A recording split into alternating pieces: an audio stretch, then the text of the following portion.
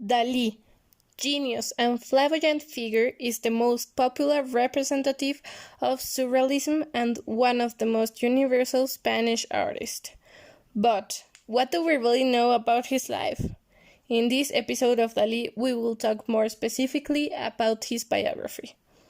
Salvador Domingo Felipe Jacinto Dali Dominic, known simply as Salvador Dali, was a Spanish painter, sculptor, engraver, set designer, and writer, considered one of the greatest representatives of Surrealism.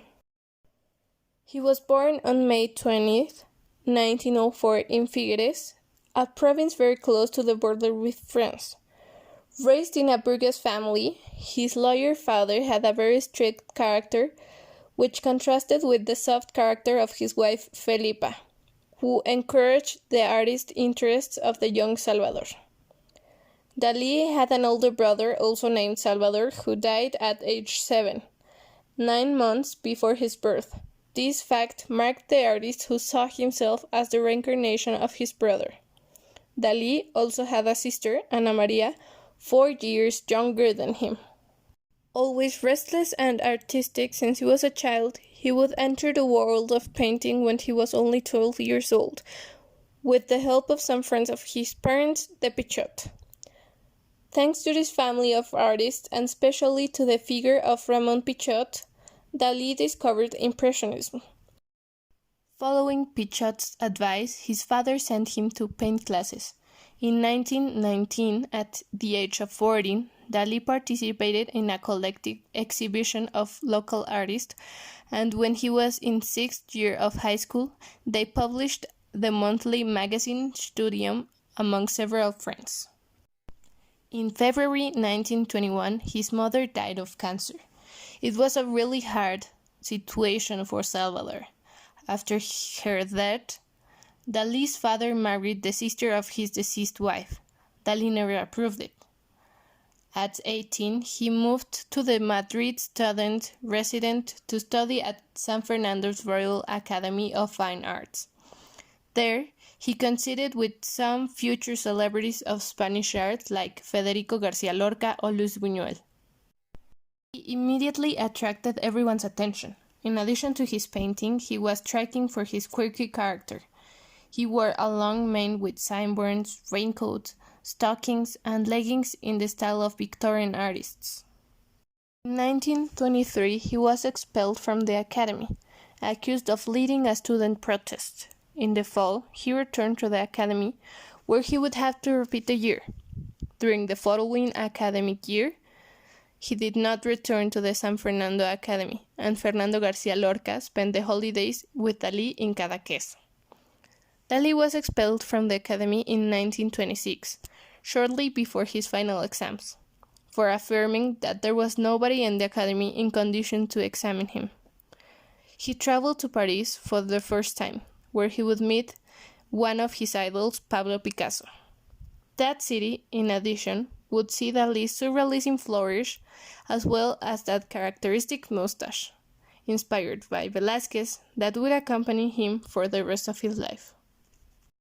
Through Jean Miro, he met the group of surrealists led by André Breton. The film, An Andalusian Dog, is projected in the French capital as a result of his collaboration with Luis Buñuel. In August 1929, he met his muse and future wife, Gala. Born by the name of Elena Ivanovna Diakonova, she was a Russian immigrant 11 years older than him, who at the time was with the French poet Paul Eluard.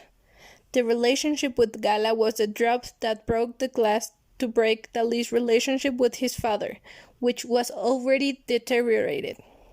That year, Dali continued to exhibit regularly as a professional, and officially joined the Surrealist group based in the Parisian neighborhood of Montparnasse. During the following 2 years, his work greatly influenced the direction of Surrealism. The Golden Age, the second film in collaboration with Buñuel, was released in the 28th studio in Paris. He publishes his book La Femme Visible, which includes text that had appeared in various magazines. In the early 1930s, Dali found his own style. a mix of avant-garde and tradition.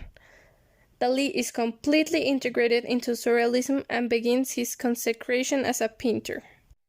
In 1931, he would paint one of his most famous paintings, The Persistence of Memory, also known as the Soft Clocks.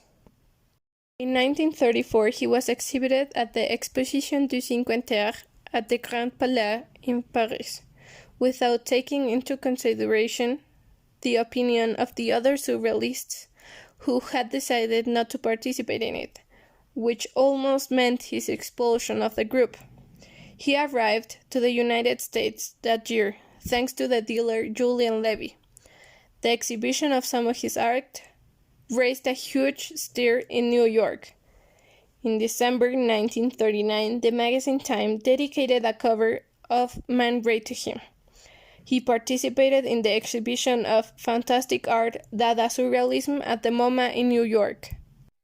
In February of the following year, he met the Marx Brothers in Hollywood and begins working on the script for a movie, Horseback Salad Giraffes, known in its latest version as The Surrealist Woman, which was never released.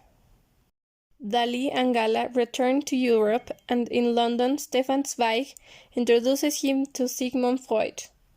In 1939, the ballet Bacchanal was premiered at the New York Metropolitan with a libretto, costumes, and sets by Salvador Dali. That same year, Breton published the article The Most Recent Trends in Surrealistic Painting, which involved the expulsion of Dali from this group.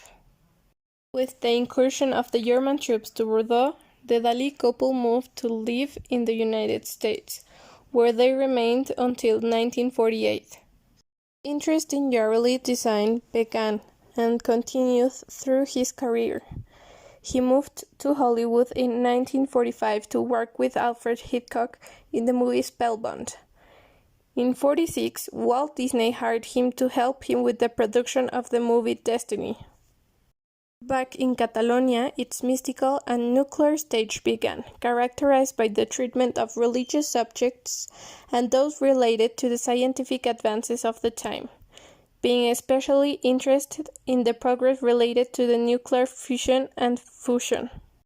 At the end of his career, Dali did not limit himself to painting, developing new projects that increased his popularity as an eccentric. He created a newsletter and became one of the pioneers of the artistic holography. In 1965, an anthological exhibition, Salvador Dali, 1910 to 1965, was inaugurated at MoMA. In 1968, Dali recorded a television commercial for the chocolate brand Lambin, and in 1969 he designed the logo for Chupa Chups. That same year, he worked as a creative manager of the Eurovision advertising campaign and created a large metal sculpture that was installed on the stage of the Madrid Royal Theatre.